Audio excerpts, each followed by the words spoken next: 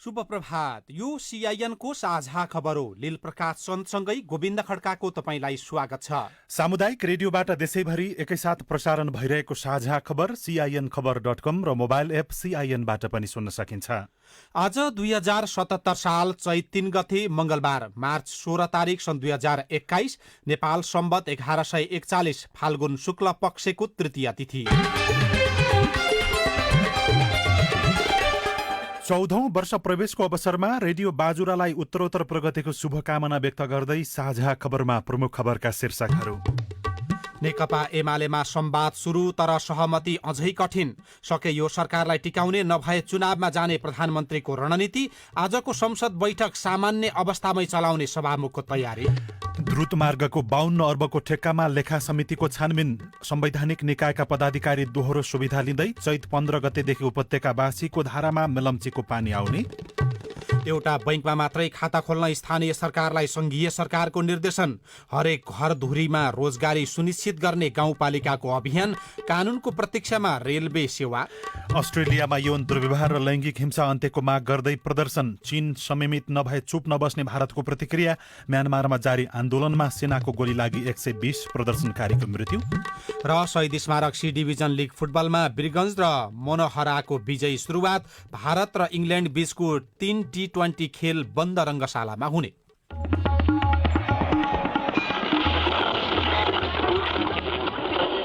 सयौं radio, हजारौं radio कर्मी र करोडौं नेपालीको माझमा यो हो सामुदायिक सूचना नेटवर्क CIN।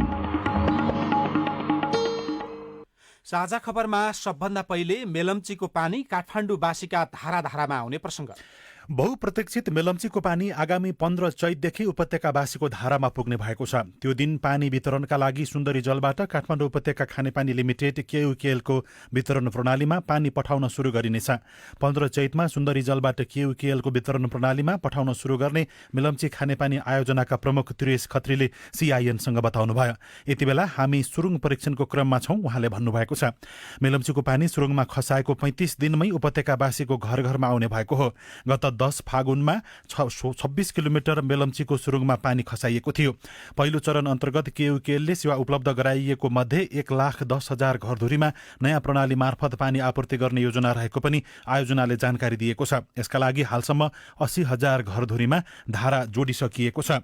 मेलम्चीको पानी आपूर्तिका लागि PID ले महाङ्काल चौर, बाँसबारी, पानी पोखरी, बालाजु, अनामनगर, मिनभवन, कीर्तिपुर, खुमलटार, बोडे, आरुबारीमा पानी ट्याङ्की जडान गरिसकेको छ। 7वटा पानी ट्याङ्कीको तयारी अवस्थामै राखिएको छ। पानी प्राप्त भएपछि महिनामा 50 किलोमिटर पाइपलाइनको टेस्टिङ सकाउने योजना राखिएको छ। उपत्यकामा थप 34 करोड लिटर पानी ल्याउन विस्तृत परियोजना प्रतिवेदन DPR सम्पन्न भइसकेको पनि खानेपानी मन्त्रालयले जनाएको छ। मेलम्चीसँग याङ्ग्री र लार्केबाट पनि पानी ल्याउन सकिएमा उपत्यकामा 51 करोड लिटर पानी आइपुग्नेछ। नेकपा एमाले भित्र दुई समूह बीच विवाद बढ़िरहेका बेला संवाद शुरू भएको छ। अध्यक्ष एवं प्रधानमन्त्री KP शर्मा ओली र वरिष्ठ नेता माधव कुमार पक्ष बीच हिजो पार्टी कार्यालय धुम्बाराईमा छलफल भएको छ। अध्यक्ष ओली र नेता नेपालको समेत उपस्थितिमा दुवै समूहका दोस्रो तहका नेतासहित बसेको बैठकमा पछिल्लो समय पार्टीमा भइरहेको विवादबारे छलफल भए पनि निष्कर्ष भने निस्किन सकेन। करिब 2 घण्टा भएको छलफलमा नेपाल पक्षले फागुन 28 गते अध्यक्ष ओलीले गरेको एकतर्फी निर्णय खारेज गर्न माग गरे पनि ओली पक्ष सहमत नभएपछि छलफल बिना निष्कर्ष टुङ्गिएको। छलफलपछि माधव कुमार नेपालले जानकारी दिनुभयो। सुरुमा कुराकानी राम्रो भयो। हाम्रो भनाइ के रह्यो भन्दाखेरि कि सर्वोच्च अदालतले फैसला गरिसकेको अवस्थामा पूर्व एमालेको जुन पुरानो अवस्था हो, यो अवस्थामा पार्टीको संरचना, पदाधिकारी र सदस्यहरू यथावत स्वीकार गर्ने स्थितिमा जाउँ। अरू कुरा भन्दा पनि 28 गतेको केन्द्रीय कमिटी बैठकको नामाकरण दिनुभएको छ, त्यसैमा कुरा मिले। बैठकमा कुराकानी भएको र थप छलफल गर्दै जाने र हिजो मात्रै निष्कर्ष ननिस्किएको ओली पक्षका नेता प्रदीप कुमार गेवालीको पनि प्रतिक्रिया थियो।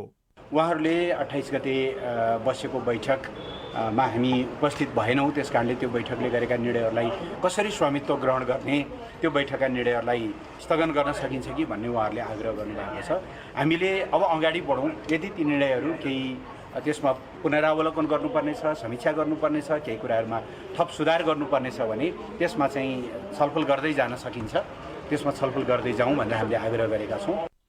आन्तरिक विवाद मत्थर गर्न हिजो छलफलमा बसेका सत्तारूढ एमालेका शीर्ष नेताहरू बिना निष्कर्ष उठेपछि विवाद थप बढ्ने देखिएको छ। दुवै समूहले समानान्तर गतिविधि पनि जारी राख्ने भएका छन्। ओली आफ्नो अडानमा टसमस नभएपछि वरिष्ठ नेता नेपाल खनाल समूह 4 र 5 चैतमा बोलाइएको कार्यकर्ता भेला नरोक्ने निष्कर्षमा पुगेको छ। दुवै पक्ष बीच छलफल भएपछि साँझ बसेको नेपाल र खनाल पक्षको बैठकले तोकिएकै मितिमा भेला गर्ने निर्णय गरेको नेता रघुजी पन्तले सीआईएनलाई बताउनुभयो। हाम्रो भेलाहरू पनि जारी रहन्छ, पार्टीलाई एकताबद्ध पार्ने प्रयत्न पनि जारी रहन्छ। हामी आफ्नो अडान अनुसार पार्टीलाई एकताबद्ध पार्ने र भेलाहरू गरेर कार्यकर्ताहरूका राय विचारहरू सुन्ने काम पनि जारी रहन्छ। दुवै पक्षका समानान्तर गतिविधि र नेताहरूले दिएको प्रतिक्रिया र अगाडि बढाएका गतिविधिबाट थप सङ्कट गहिरिने देखिएको छ। प्रधानमन्त्री केपी शर्मा ओली जनता समाजवादी पार्टी सहितको दलको समर्थनमा आफ्नो नेतृत्वको सरकारलाई निरन्तरता दिने र नसके संविधानको धारा 76(2) अनुसार अर्को सरकार गठन हुनबाट रोक्ने र मुलुकलाई मङ्सिर कार्तिकसम्म चुनावमा लैजाने रणनीतिमा अगाडि बढेको पनि नेताहरूले बताएका छन्। हिजो अन्नपूर्णलाई विशेष अन्तर्वार्ता दिँदै उहाँले बहुमत हुने बित्तिकै उहाँहरू छुरी लिएर रेट्न थालिसक्ने भएकाले अल्पमतमा पार्ने गल्ती अब आफूले नगर्ने बताउनु भएको छ। उहाँहरूको मनसाय फेरि पार्टीमा काम गर्ने होइन, कब्जा गर्ने छ, जुन सम्भव छैन। उहाँले भन्नुभएको छ यो सरकार ढल्यो भने अर्को बन्न गाह्रो छ, चुनाव नै अनिवार्य हुन्छ। प्रधानमन्त्रीको प्रतिक्रिया छ। प्रतिनिधि सभा विघटन र पुनर्स्थापनापछि सत्तारूढ र इतरका दलबीच राजनीतिक तिक्तताको अवस्था बढिरहेको बेला राष्ट्रपति विद्यादेवी भण्डारीले सर्वदलीय बैठक आह्वान गर्नुभएको छ। राष्ट्रपति भण्डारीले संघीय संसदमा प्रतिनिधित्व गर्ने दलका प्रमुख नेता र पूर्व प्रधानमन्त्रीहरूलाई आज दिउँसो 4 बजेका लागि सर्वदलीय बैठकमा बोलाउनु भएको हो। राष्ट्रपतिका स्वकीय सचिव भेषराज अधिकारीले पूर्व प्रधानमन्त्री सहित संघीय संसदमा प्रतिनिधित्व गर्ने सबै दलका शीर्ष नेताहरूलाई बैठकमा बोलाइएको जानकारी दिनुभयो। सर्वदलीय बैठक मार्फत राष्ट्रपतिले दलहरूलाई मुलुकको आन्तरिक समस्यालाई समझदारीबाट टुङ्ग्याउँदै अघि बढ्न आग्रह गर्ने बताइएको छ। पछिल्लो समय दलहरूबीचको असमझदारी र राजनीतिक संवादहीनताको अवस्थाका कारण संसद पुनर्स्थापना भएपछि संसद सहज रूपमा सुचारू हुन सकिरहेको छैन। आज पनि संसदको बैठक बोलाइएको छ। सभामुख अग्निप्रसाद सापकोटाले सामान्य अवस्थामै आजको बैठक अगाडि बढाउने तयारी गर्नुभएको छ। दलहरूबीच हिजो आजको एजेन्डामा सहमति नभएपछि सभामुखले सामान्य अवस्थामै बैठक चलाउने तयारी गर्नुभएको छ। राजनीतिक दलहरू बीच सदन सञ्चालनका विषयमा समझदारी बन्न नसक्दा अधिवेशनको पहिलो बैठकमै पेश हुनुपर्ने 7वटा अध्यादेश रोकिएका छन्। विवादास्पद मानिएका संवैधानिक परिषद सम्बन्धी अध्यादेश पेश भइसके पनि अन्य अध्यादेश दलीय विवादको चपेटामा परेका छन्। एसिड आक्रमणबाट हुने सजाय बढाउने, तेजाब लगायतका घातक रासायनिक पदार्थ खरिदमा नियमन गर्ने अध्यादेशहरू जनदबावपछि ल्याइएका थिए। दलीय विवाद हुँदा ती अध्यादेश अधिवेशन प्रारम्भ भएको 1 सातापछि पनि पेश हुन सकेका छैनन्। हिजो कार्यव्यवस्था परामर्श समितिको बैठकले पनि आजको बैठकका एजेन्डाहरूमा सहमति गर्न नसकेको कार्यव्यवस्था समितिको बैठकमा सहभागी काङ्ग्रेसका प्रमुख सचेतकले सीआईएनलाई जानकारी दिनुभयो। अध्यादेशहरूलाई अगाडि बढाउने बारेमा पनि सरकार गम्भीर छैन। सदनको कार्यसूचीका लागि सरकारले कुनै चाहिने तपाईँलाई प्रस्ताव नै पेश गरेका छैन, कुनै कार्यसूची नै छैन। र सदन प्रारम्भ हुँदाखेरि सरकारले बहुप्रति दलले सबै दलहरूले सदनमा शुभकामना आदान प्रदान गर्ने हाम्रो पुरानो प्रचलन थियो। सुरुको दिनमा पनि त्यो सम्भव भएन, दोस्रो मिटिङमा पनि त्यो सम्भव भएन। सबै दलहरूले अहिलेको परिस्थितिको बारेमा आफ्नो शुभकामना मन्तव्यहरू व्यक्त गर्नुहोस् भन्दा पनि त्यो शुभकामना मन्तव्य दिनेमा पनि कुनै अभिरुचि जनाउनु भएको छैन। काङ्ग्रेसका प्रमुख सचेतक बालकृष्ण खाँडका अनुसार आज हुने बैठक पनि अनिश्चित तरिकाले अगाडि बढ्ने देखिएको छ। नयाँ सत्ता समीकरणका लागि परिस्थिति परिपक्व नभएको भन्दै काङ्ग्रेस सभापति शेरबहादुर देउवाले 3 दलको बैठक टार्ने अवस्था आएको छ। देउवाले अनिच्छा देखाएपछि हिजोका लागि तय भएको काङ्ग्रेस, एमाले र जसपा बीचको संयुक्त बैठक बस्न सकेन। माओवादी केन्द्र र जसपा आन्तरिक बैठकमा जुटे पनि नेपाली काङ्ग्रेसले परिस्थिति परिपक्व नभएको बताएर बैठकबाट पन्छिएको स्रोतहरूले बताएका छन्। समीकरणबारे जसपाले अझै पनि ठोस निर्णय लिन सकेको छैन। गठबन्धनबारे दोस्रो तहका नेताहरूबीच निरन्तर संवाद भए पनि निर्णायक वार्ताका देउवा परिपक्व स्थितिको पर्खाइमा हुनुहुन्छ। कांग्रेस सभापति देउबाको संयोजनमा हिजो 3 दलबीच छलफलको तयारी गरिएको थियो। छलफल निर्णायक हुने नेताहरूले संकेत गरेका थिए, तर माओवादी र जसपा दुवै अनिर्णित रहेको अवस्थामा संसदभित्रको अङ्कगणित कांग्रेसका लागि अनुकूल हुन नसक्ने भन्दै देउबाले 3 दलीय छलफललाई टार्नु भएको थियो। नेकपा माओवादी केन्द्रले भने नेपाली कांग्रेस र जनता समाजवादी पार्टीसँग आगामी सरकार गठन लगायतका बारेमा वार्ता गर्ने निर्णय गरेको छ। पार्टी कार्यालय पेरिसटाणामा हिजो बसेको बैठकले केन्द्रीय कमिटिको बैठकबाट संवाद अगाडि बढाउने र कांग्रेस र जसपासँग मिलेर सरकार बनाउने विषयमा छलफल भएको प्रवक्ता नारायण काजी श्रेष्ठले जानकारी दिनुभयो। सर्वोच्च अदालतमा अदालतको पछिल्लो आदेशका सन्दर्भमा पुनरावलोकन गर्नेछौँ। तात्कालिक राजनीतिक परिस्थितिसँग जोडिएका कार्यभार पूरा गर्नको निम्ति सबै राजनीतिक पार्टीहरूसँग विशेषत संसदमा भएका 3 मुख्य राजनीतिक पार्टी अरू 2 मुख्य राजनीतिक पार्टीहरूसँग वार्ताको प्रक्रियालाई तीव्र बनाउनेछौँ र त्यस पछाडि सबै कमरेडहरू जिल्लामा र प्रदेशहरूमा जानुहुनेछ। अहिले नै निर्धारित गरेको जिम्मेवारी अनुसार उहाँहरूले तलसम्म एक सरोज संगठनात्मक काम गर्नुहुनेछ। सरकारमा गएका मन्त्रीहरूलाई फिर्ता बोलाएको र पत्र समेत पठाइसकेका अवस्थामा अहिलेसम्म कुनै पनि जवाब नआएकाले अब उनीहरूलाई पार्टीले कारबाही प्रक्रिया अगाडि बढाउने निर्णय गरिएको पनि श्रेष्ठले जानकारी दिनुभयो।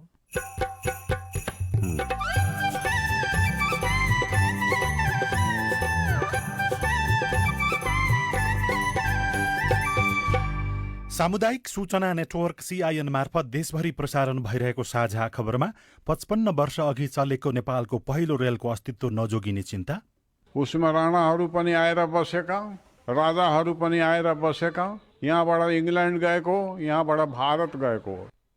द्रुतमार्गको 52 अर्बको ठेक्कामा लेखा समितिको छानबिन, संवैधानिक निकायका पदाधिकारी दोहोरो सुविधा लिँदै एउटा बैंकमा मात्रै खाता खोल्न, स्थानीय सरकारलाई संघीय सरकारको निर्देशन लगायतका खबर बाँकी छन्। CIN को साझा खबर सुन्दै गर्नुहोला।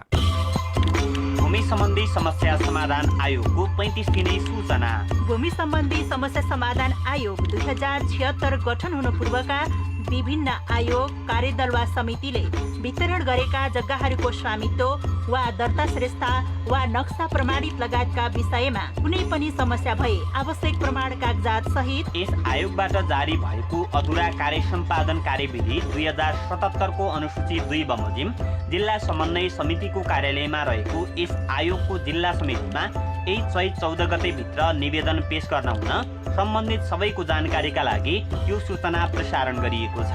सम्बन्धित व्यक्तिले पेश गर्नुपर्ने निवेदनको ढाँचा यस आयोगको वेबसाइट www.lirc.gov.np बाट डाउनलोड गरी वा आयोगको सम्बन्धित जिल्ला समिति र सबै स्थानीय तहबाट निशुल्क प्राप्त गर्न सकिनेछ।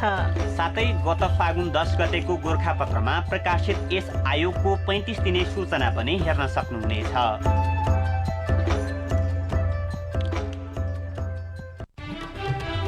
तपाईले CIN को साझा खबरका मुख्य शीर्षकहरू नेपाल टेलिकमको सिम भएको मोबाइल नम्बरबाट पटक पटक जुनसुकै बेला निशुल्क सुन्न सक्नुहुन्छ।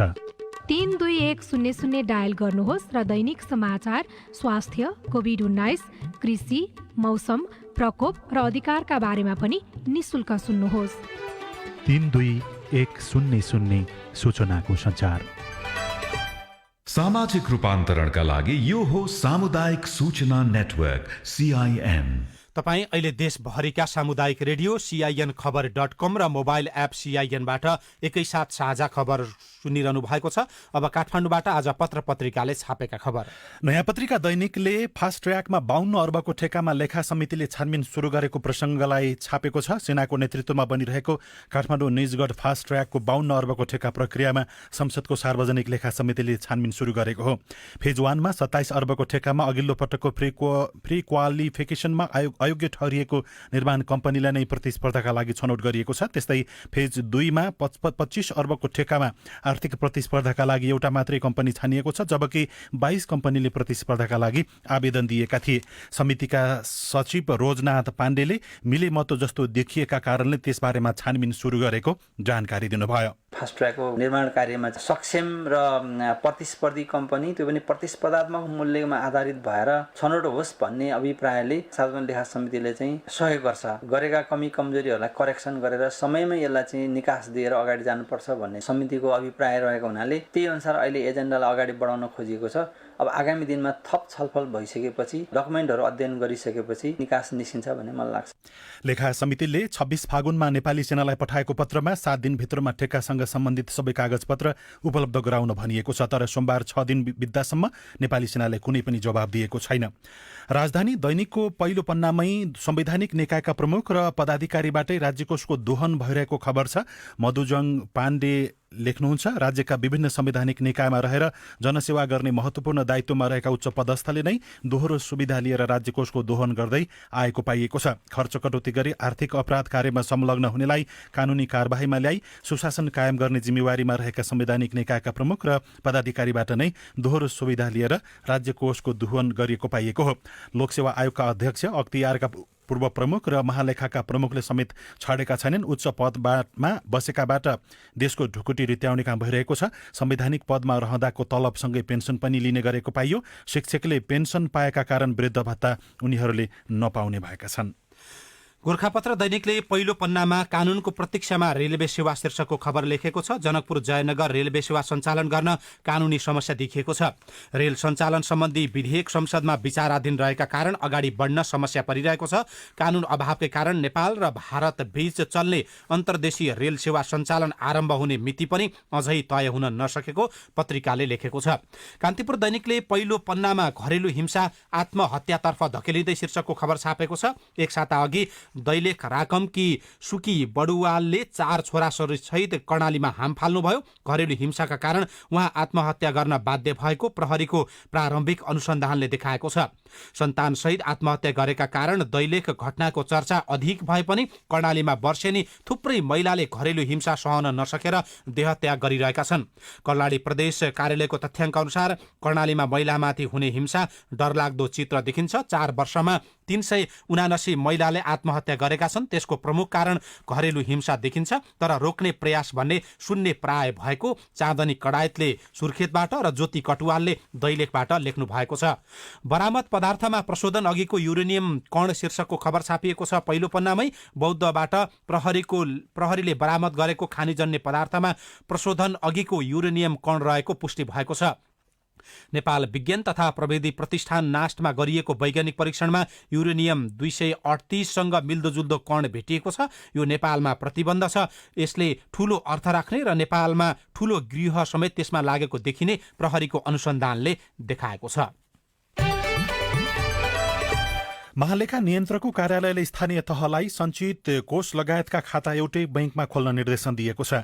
संघीय मामिला तथा सामान्य प्रशासन मन्त्रालय मार्फत स्थानीय तहहरूलाई यस्तो निर्देशन सहितको परिपत्र गरिएको मन्त्रालयका प्रवक्ता वसन्त अधिकारीले सीआईएनसँग बताउनुभयो। कतिपय स्थानीय तहले एकभन्दा बढी बैंक तथा वित्तीय संस्थामा खाता खोलेकोमा पछिल्लो पटक सहमति प्राप्त बैंक बाहेकका खाता बन्द गर्न महालेखाले निर्देशन दिएको छ।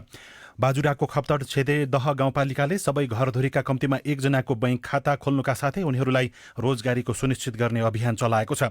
गाउँपालिकाका 3234 घरधुरीका 9476 जनाले बैंकमा खाता खोली सञ्चालनमा ल्याएका छन्।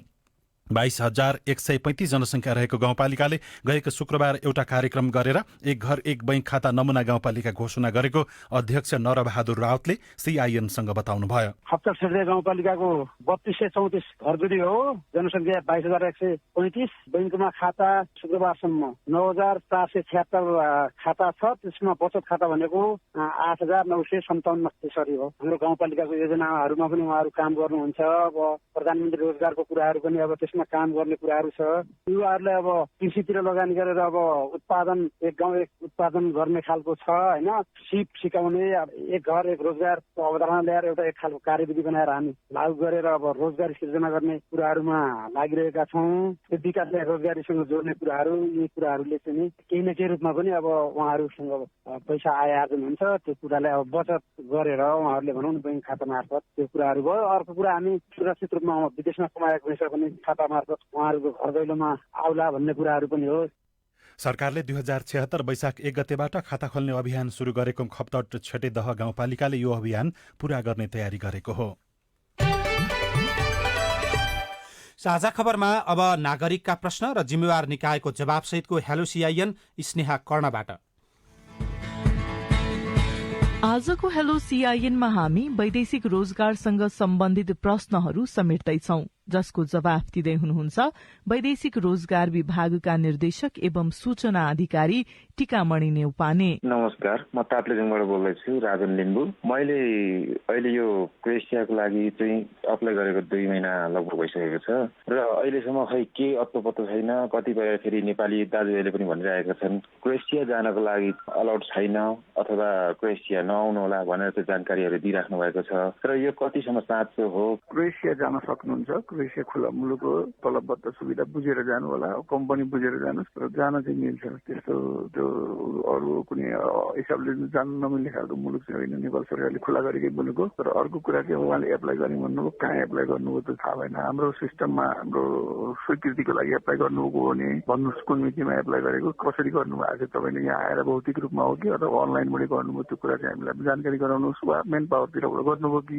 त्यो कुरा चाहिँ उहाँले क्लियर गर्नु पर्यो। नमस्ते, म नवराज पौडेल अर्घाँसीबाट। ईपीएस सिस्टम मार्फत दक्षिण कोरिया रोजगारीका लागि जाने कामदार लामो समयदेखि कोरोनाको कारण देखाई भिसाको प्रक्रिया समेत सम्पन्न भएका मजस्ता हजारौं कामदारहरूको भविष्य अन्यलमा परेको छ। कोरोना सम्बन्धी सबै खाले नियमहरू पालना गरी प्रक्रिया अगाडि बढाउँछु भनेको पनि 6 महिना बितिसक्यो। यसको खास कारण के हो? पहिलेदेखि फ्लाइट सुचारू हुन्छ? कोरियाको हकमा चाहिँ हाम्रो द्विपक्षीय कुराकानी भइरहेको छ। अब त्यो ठ्याक्कै यही नीतिमा सुरु हुन्छ भन्ने त छैन, किनभने हामी पठाउने मुलुक भयो, उहाँ गन्तव्य मुलुक भयो। गन्तव्य मुलुकले पनि कामदार लानको लागि अब हामी रेडी छौँ भन्नु पर्यो नि, लाने मुलुकले पनि। हामी जाने मुलुक त रेडी छौँ, उहाँले भने जस्तै सबै रेडी छ। भिसाको प्रक्रिया पनि सकिएको छ, अरू प्रक्रियाहरू पनि हाम्रो टुङ्गो लागेकै छ। उनीहरूले भने अनुसारको शर्त प्रक्रिया पनि कोरियनहरूले भने अनुसार हामी एग्री गर्छौँ भनेर हामीले उहाँहरूसँग कमिटमेन्ट पनि गरेको छ। तर लाने मुलुकले चाहिँ अब कोभिडको कारण नै बढी देखाएर अहिलेसम्म चाहिँ प्रक्रिया अगाडि बढाइसकेको अवस्था चाहिँ छैन, तर हामी पहल गरिरहेका छौँ। नमस्कार, म मयाखला गाउँपालिका ताप्लेजुङबाट गोकुल प्रसाद बोल्दैछु।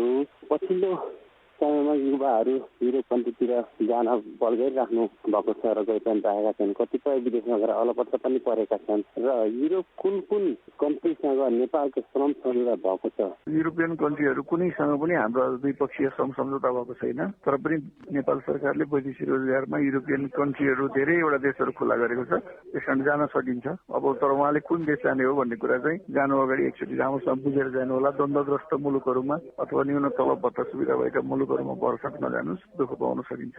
त्यसको सम्झौतै भएको भन्ने चाहिँ छैन। तपाईसँग पनि यदि वैदेशिक रोजगारसँग सम्बन्धित प्रश्नहरू वा जिज्ञासा छन् भने हाम्रो टेलिफोन नम्बर 015260 मा फोन गरेर रेकर्ड गर्न सक्नुहुनेछ। अब विदेशको खबर। भारतीय विदेश मन्त्री एस जयशंकरले भारतले चीनसँग सुमधुर सम्बन्ध चाहेको बताउँदै त्यसका लागि जिम्मेवार नभए आफूहरू चुप नलाग्ने चेतावनी दिनुभएको छ। चेन्नईमा आयोजित इन्डिया टुडे कन्क्लेभमा जयशंकरले चीनले आफूहरूलाई बन्दुक देखाए, जवाफमा भारतले पनि बन्दुक नै देखाउने उल्लेख गर्नुभएको हो। यौन दुर्व्यवहार तथा लैङ्गिक हिंसा अन्त्यको माग गर्दै अस्ट्रेलियामा सोमबार हजारौं नागरिकले देशव्यापी प्रदर्शन गरेका छन्। राजधानी क्यानबेराका साथै सबै मुख्य शहरमा गरिएको प्रदर्शनमा सहभागीले महिलामाथि हुने यौन दुर्व्यवहार र उत्पीडन विरुद्ध स्वतन्त्र छानबिन गरिनुपर्ने माग राखेका छन्। र म्यानमारको सैनिकको विरुद्धको प्रदर्शनका क्रममा हिजो मात्रै 5 जनाको मृत्यु भएको छ। अहिलेसम्म मृत्यु हुनेको संख्या 120 पुगेको अधिकार कर्मीहरूले बताएका छन्। अधिकार कर्मी तथा प्रत्यक्षदर्शीहरूले हिजो याङ्गुनको औद्योगिक क्षेत्रमा दर्जनौं प्रदर्शनकारीमाथि सुरक्षाकर्मीले गोली हानेको बताएका छन्। अब खेल खबर। शहीद स्मारक सी डिभिजन लीग फुटबलमा मोनहरा युनाइटेड र ब्रिगन्ज युनाइटेडले विजयी सुरुवात गरेका छन्। सातो बाटो स्थित एन्फा कम्प्लेक्समा हिजो भएको खेलमा महावीर क्लबलाई 3-2 गोल अन्तरले पराजित गर्दै मोनहराले जित निकालेको हो। हिजै भएको अर्को खेलमा ब्रिगन्ज युनाइटेडले सानेपा क्लबलाई 3-2 गोल अन्तरले नै पराजित गरेको थियो। जितसँगै ब्रिगन्जले पहिलो खेलमा 3 अङ्क जोडेको छ। र भारत र इङ्ल्यान्ड बीचको 3 T20 खेल बन्द रङ्गशालामा हुने भएको छ। भारतको गुजरातमा कोरोना संक्रमणको दर पछिल्लो पटक बढेसँगै स्वास्थ्य सुरक्षा सावधानी अपनाएर बाँकी रहेका 3 खेल बन्द रङ्गशालामा गराइने भारतीय सञ्चार माध्यमले लेखेका छन्। अमलेखगञ्जमा चलेको नेपालको पहिलो रेल इतिहास मेटिने चिन्ता। रेडियो रिपोर्ट, अरू खबर र कार्टुन पनि बाँकी नै छ। CIN को साझा खबर सुन्दै गर्नुहोला। बच्चा बन्न नसके आउ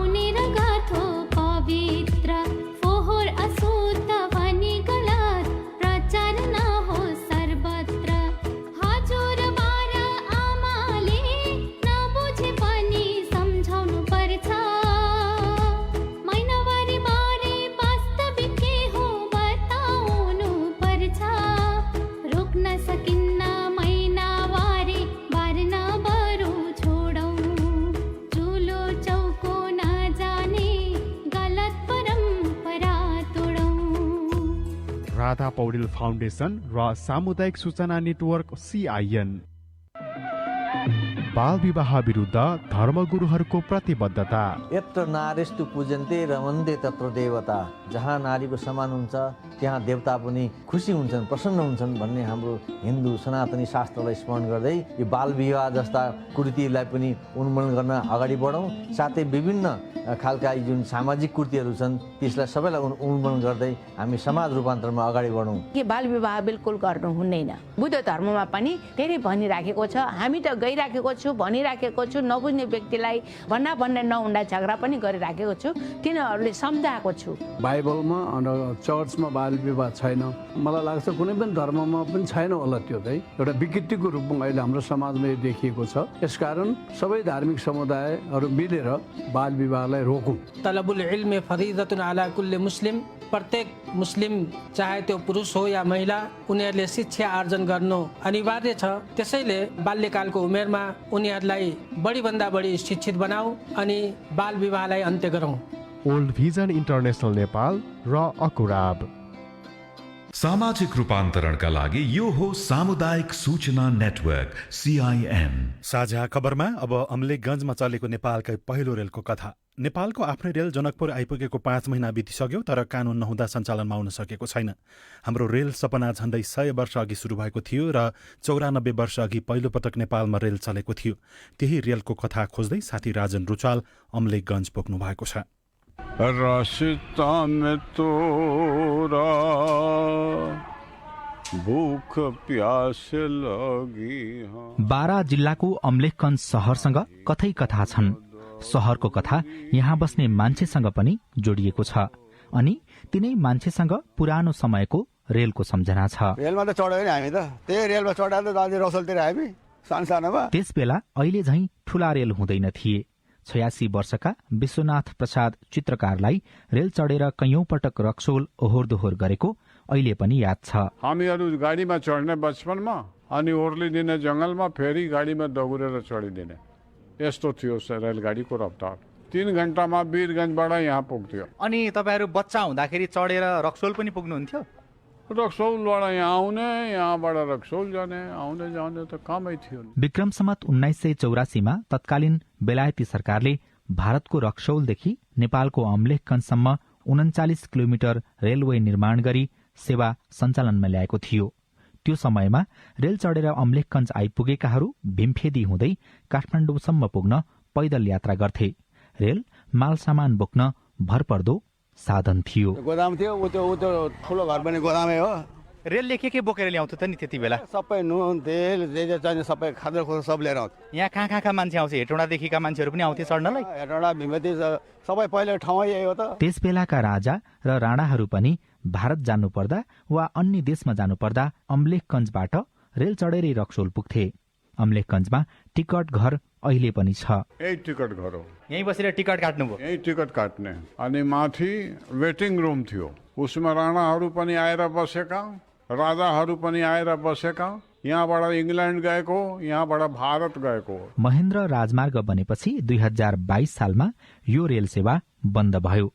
सेवा बन्द भएको 55 वर्षपछि पनि केही मिटर लेख जोगिएको छ। अब यो त घर छेउमा पर्यो, अब कसैले काट्नेहरू मान्छेहरू असम्भव भयो। अब तपाईँ घरभन्दा टाढाको मान्छेले त काटेर लिएर गयो, कुनै कहाँ पुगायो कुनै कहाँ पुगायो। तपाईँले आँगनको लिक चाहिँ बचाइरहनु भएको छ? बचिरहेको छ यो घर छेउ भएर। नेपालको पहिलो रेल सेवा ऐतिहासिक भए पनि संरक्षण हुन सकेको छैन। टिकट घर बालबालिकालाई लुकी खेल्ने र बुढापाकालाई शीतल ताप्ने थलो बनेको छ। रेलको इतिहास जोगाउन जीर्ण बनेको टिकट घर र बचेको केही मिटर लिक जोगाउनु पर्नेछ। तर कसले जोगाइदिने? स्थानीय वासुदेव थापा प्रश्न गर्नुहुन्छ। म एउटाले सोचेर हुँदैन, सबैले सोच्नु पर्यो। हामी त अब आफ्नो अन्न पानी खानको लागि त काम गर्न जानु पर्यो, परेन भन्नु न? यो त ओडाले नगरले हेर्नु पर्यो कि। जितपुर सिमरा उपमहानगरपालिका प्रमुख डाक्टर कृष्ण प्रसाद पौडेललाई हामीले यही प्रश्न सुनायौं। टिकट घरलाई जीर्णोद्धार गर्ने भनेका छौँ हामीले, जुन संरचनामा थियो त्यही संरचनामा गर्ने भनेका छौँ र त्यो अनुसार बजेटको पनि व्यवस्थापन भयो। पुरातत्व विभागलाई पनि कुराकानी गर्ने, पुनर्निर्माण प्राधिकरणलाई पनि कुराकानी गर्ने विचार गरेका छौँ। रेलको बाटो पुग्दैछ रे तिमी बस्ने सहारामा। फेरि रेलको बाटो र रेल फर्किएला भन्ने अमलेखगञ्जवासीको मनमा छैन। तर नेपालकै पहिलो रेलको टिकट घरलाई जगाउन पाए इतिहास जोगिने अपेक्षा भने छ। राजन रुचाल, CIN, काठमाडौँ। नेपालको पहिलो रेलको कथाबारेको यो रिपोर्टसँगै हामी साझा खबरको अन्त्यमा आइपुगेका छौं। सामुदायिक रेडियो प्रसारक संघद्वारा सञ्चालित CIN को बिहान 6 बजेको साझा खबर सक्नु अघि मुख्य खबर फेरि एकपटक। नेकपा एमालेमा संवाद सुरु, तर सहमति भने अझै कठिन। सके यो सरकारलाई टिकाउने, नभए चुनावमा जाने प्रधानमन्त्रीको रणनीति। आजको संसद बैठक सामान्य अवस्थामै चलाउने सभामुखको तयारी। द्रुत मार्गको 52 अर्बको ठेक्कामा लेखा समितिको छानबिन, संवैधानिक निकायका पदाधिकारी दोहोरो सुविधा लिँदै। एउटै बैंकमा मात्र खाता खोल्न स्थानीय सरकारलाई संघीय सरकारको निर्देशन। हरेक घरधुरीमा रोजगारी सुनिश्चित गर्ने गाउँपालिकाको अभियान। कानूनको प्रतिरक्षामा रेलवे सेवा। अस्ट्रेलियामा यौन दुर्व्यवहार र लैङ्गिक हिंसा अन्त्यको माग गर्दै देशव्यापी प्रदर्शन। म्यानमारमा जारी आन्दोलनका क्रममा सेनाको गोली लागि 120 प्रदर्शनकारीको मृत्यु। र 37 स्मारक C डिभिजन लिग फुटबलमा वीरगञ्ज र मनोहराको विजय सुरुवात। साझा खबरको अन्त्यमा पालो आएको छ कार्टुनको। कान्तिपुर दैनिकमा अभिनले बनाएको गजब छ बा शीर्षकको कार्टुन लिएका छौं। यो कार्टुनमा प्रधानमन्त्री र पुष्पकमल दाहाल प्रचण्ड बीच हिजो टेलिफोन वार्ता भएको छ। ओलीले टेलिफोन गर्नुभएको थियो, प्रचण्डलाई बोलाउनु भएको थियो, तर प्रचण्डले जाने नजाने भन्नुभएको छैन। त्योसँग जोडेर व्यङ्ग्य गर्न खोजिएको छ। यहाँ टेलिफोनमा ओली जस्तै देखिने व्यक्ति कुराकानी गरिरहनु भएको छ। प्रचण्डलाई तल चाहिँ यस्तो लेखिएको छ, हेलो प्रचण्डजी, एकचोटि फेरि त्यही खेल सुरु गरौँ, सुरुदेखि खेलौँ, लु आउनुहोस् एकचोटि खेलौँ। हवस् त, प्राविधिक साथी सुभाष पन्तलाई धन्यवाद। अहिलेलाई गोविन्द खड्का र लील प्रकाश चन्द बिदा भयौँ। तपाईँको आजको दिन शुभ होस्। नमस्कार। यसपछि देशभरिका सामुदायिक रेडियोबाट कार्यक्रम साझा आवाज प्रसारण हुनेछ। सुन्ने प्रयास गर्नुहोला।